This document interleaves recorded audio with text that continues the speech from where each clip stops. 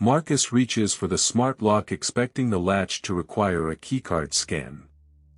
The internal bolt slides backward before human contact makes physical skin connection. The metallic click resonates at the exact tempo of a carotid artery pulse.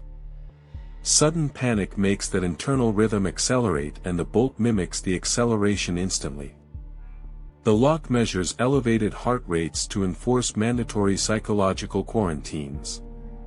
Overhead corridor bulbs extinguish simultaneously because the mainframe classifies high blood pressure as a biological hazard. Forced respiration slows down, yet the access terminal warns that resident erasure is imminent.